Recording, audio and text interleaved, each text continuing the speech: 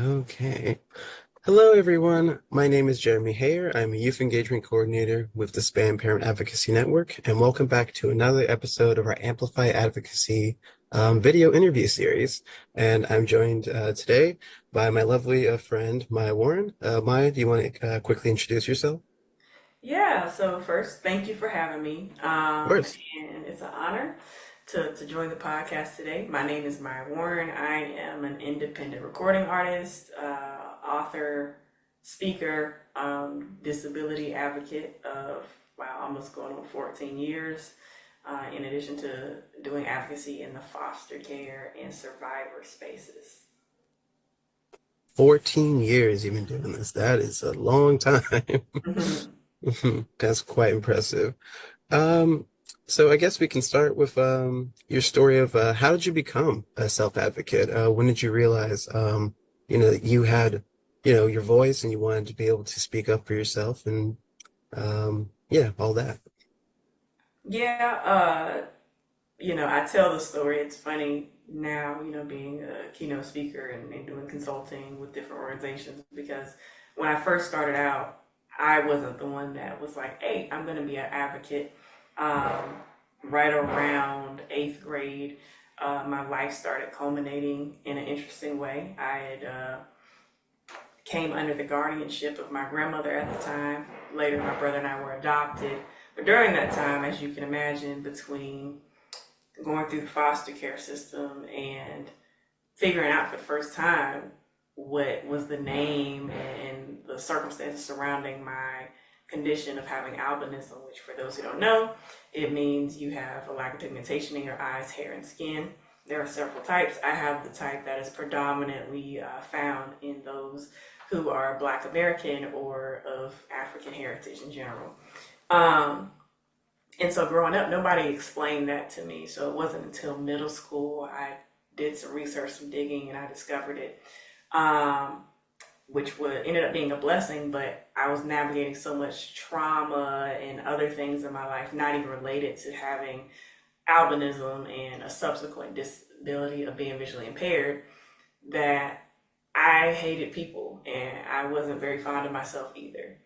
Um, so once I discovered having albinism, I was like, I think I don't want anyone else to go through this. The questions, the people putting a name to something that you have that isn't quite accurate. In addition to being in a position as a child, having to fight for myself when my parents and the adults around me weren't in the position to do so. So I just began to share bits and pieces of my story, right? Um, in my seventh slash eighth grade year, because I did both years in the same time. And the school social worker at my middle school at the time was like, you know what you're doing? And I was like, I thought she was about to like reprimand me or something. She was like, you're an advocate. And I was like, nah, not me. I'm just sharing my story, right? Yeah. And helping people gain perspective. So it grew from there. I got opportunities. For me, the common thread in my life is art and creativity. So one way that I coped with the trauma that I dealt with growing up, in addition to navigating life with a vision impairment, I wrote and I painted and I drew. And so eventually it's very hard to be good at those things and people not notice. So I got opportunities to share my art and my words. Got opportunities to present spoken word pieces before the Guilford County School Board here in North Carolina, um, and just share my story or share whatever it is that came to mind. And so as I go through high school now, I'm getting more opportunities, right? Whether it's, an MLK Day celebration, presenting as I do. For those who can't see, I have no pigment. So being a Black American with no pigment, that raises a lot of eyebrows in those spaces. And so over time, the more I began to educate people, I developed a passion for people and teaching people. not just about disability, but just teaching people in general. And I also developed compassion for people who just didn't know any better, right? There's a lot of things, whether it's disability or not, sometimes you don't know what you don't know. And so as you begin to come to terms and accept, the way that you were created, so to speak, or even the circumstances that have happened, um, you developed you develop a more, I would say, graceful approach to encountering people who just simply don't know, right? And so that happens over the course of high school, and at the same time, now I'm developing uh, multiple invisible disabilities. So chronic migraine disease, ended up, stopped playing basketball, and I had to diminish a lot of the other extracurricular activities that I was doing. Chronic fatigue syndrome, and then through my college years, ended up finally getting some clarity around having Ehlers-Danlos syndrome after 21 years. So all those things kind of culminated in, for me, resulted in people seeing the gifts that I had underneath maybe the challenges that I was facing, and providing opportunities for me to share my story, and doing it in a way that is creative, that speaks to the way that, I believe God made me. And on top of that, providing, some level of authenticity, by putting myself out there, which is not easy to do, right? So, Right. Yeah. mhm. So did you have any were there any folks that you use for support throughout your journey? Family, friends, coworkers, things like that? I definitely, there's a lot to be said for people that you've learned from, Hmm. like for the better, and that have supported you. But there's also a lot to be said for the people in your life that you learned maybe what not to do and how not to do some things, or you just learn things about human nature in general from those people. So I think it's both for me, right? I had people, by the grace of God, even while I was undergoing foster care, who again saw those gifts and provided me, hey, here's a scholarship, you should write a poem, and there's money that can go towards that, right? Or hey, they're offering this opportunity, for you to sing, you should, apply for that. um, Countless teachers and social workers who poured into me and invested time into me. One of my favorite teachers was a teacher by the name of Miss Cannon. And she's just one of many, but she was my health science teacher in high school. And she really encouraged me. At the time, I was pursuing a career in physical therapy, and that was just my track. I knew that's what I wanted to do. And she just encouraged me and provided the accommodations that I needed. And I relate to this day, I go back to the school and mentor the next generation of healthcare professionals, and I've done that for the last 4 years. But being able to foster the relationships, but also learning, uh, a lot of times we compartmentalize disability as if it's a standalone circumstance from the rest of our lives. But people are living lives in and of, outside of disability. So if you've gone through trauma or negative experiences of any kind, right, and positive experiences of any kind, they're going to impact you, right?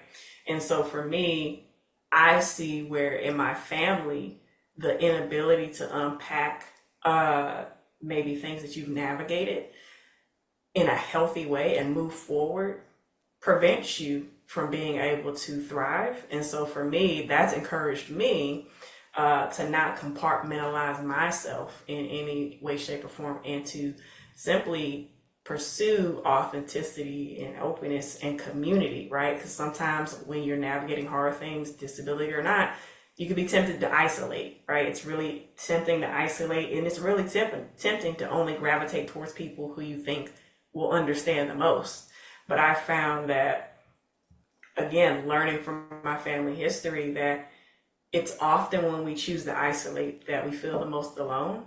And Hmm. even though opening up and sharing maybe, For example, when I'm visually impaired, sometimes I need help reading the menu. Something as simple like, hey, you mind helping me with the menu? You can't control how people respond, but being open and honest and asking, right, um, is a key component of just building a relationship with people. It doesn't make you, a stick in the mud or defective. Everybody needs help in one shape or form. So embracing that in light of, what I've seen historically in my family and things I've had to learn over time has been helpful too. Mm. Yeah, I agree with all. So let's keep going. So I guess my next question for you is you talked about your journey as a self-advocate. Along the way, were there any achievements or accomplishments that you're particularly proud of? Anything that sticks out? So, right around October 2021, I stumbled upon this organization called the Invisible Disabilities Association. Right around the time I had released my first song. Please don't go looking for that song. I'm not that proud of it. Okay. But it ended up connecting me to that organization, and I later became an ambassador, and I still am an ambassador. Um, and I think it was maybe the second year of my term as an ambassador, I was awarded with the basically, gosh, I'm drawing a blank. Oh, the But You Look Good Inspiration Award. That's what it is. And the title of that award comes from the co-founder, Sherry Cannell. It's a husband and wife team, Wayne and Sherry Cannell.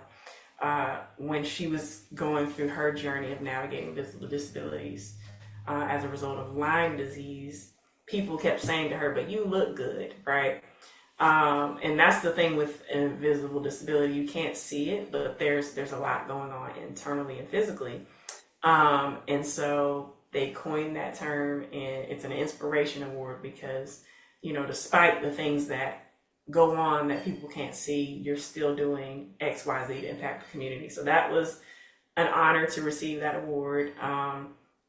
And then I've had, awesome opportunities to, facilitate different panels and guest speak in different places, like with Lowe's Home Improvement. Got to go to their headquarters and speak there to their disability employment resource group. I've gotten to speak with Ally Bank in Charlotte at their headquarters. I partnered with the town of Mooresville, to put on like a live version of my podcast for National Disability Employment Awareness. So I've gotten plenty of opportunities by the grace of God to connect with people and have a community wide impact. That's amazing. Um, especially like, going to like the headquarters of a major company like Lowe's, like Ally Bank, and being able to speak and give your own tell your own story there. I think Yeah, that's really inspiring. and Especially to all me. yeah, and that opportunity came about because I took a leap of faith, did a Google search, and was looking for local disability organizations in my area, and got connected with the founder of, or the North Carolina chapter of Disability Inclusion North Carolina. Developed a friendship there. They heard my story, and I ended up being asked to speak as the keynote speaker at their fall conference in 2022. And some of the companies that are there at this conference are Wells Fargo, Ally Bank, Lowe's, you name it, just really large companies that are trying to be more disability inclusive. And so from that stemmed a bunch of other opportunities to speak as well. So you just never know, by putting yourself out there, as I mentioned earlier, and sharing your story, you never know what can happen from being authentic. Well, that's quite amazing. All right, I got one more question, and then we can begin to wrap it up because I know you were a very busy musician and all that. Um, okay, so my last question for today is why is the inclusion of individuals with disabilities important? And I mean that in in conversations, in the media that we watch, and just in regular in everyday life. Because I know sometimes people with disabilities feel like they're excluded from a lot of parts of society. So why do you think it's important to include them in those Yeah.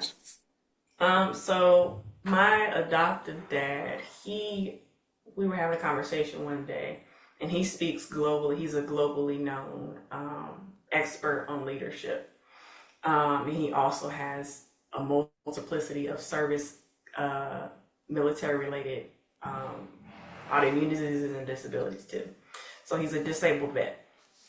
And we were talking, and among all the categories of diversity, one category that we omit is diversity of thought. So when we think about including people, with disabilities in a daily life component in society, it's really the texture and the lens that people with disabilities can provide adds, I would say, context that you wouldn't otherwise have. Like, there's a reason why their closed captions are all over social media now. Like, it started because it made videos and internet content more accessible for those who were blind. I mean, deaf, and sometimes deaf blind, depending on the individual. Mhm. Now it's become a trend and everyone's doing it. And it actually helps you in terms of when you're creating content, the algorithm is more likely to push out content that has captions built into it.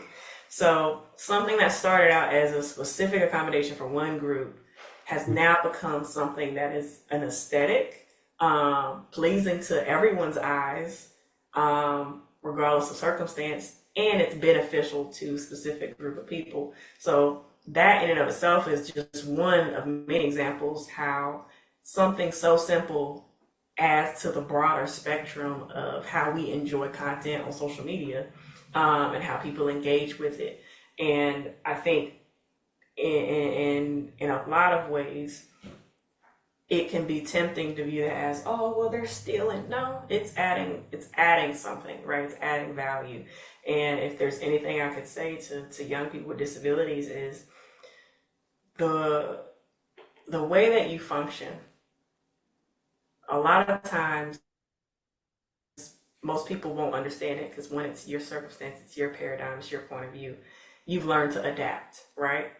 Chances are the way that you learn to adapt can be beneficial to those around you, even if they don't share the same situation, right?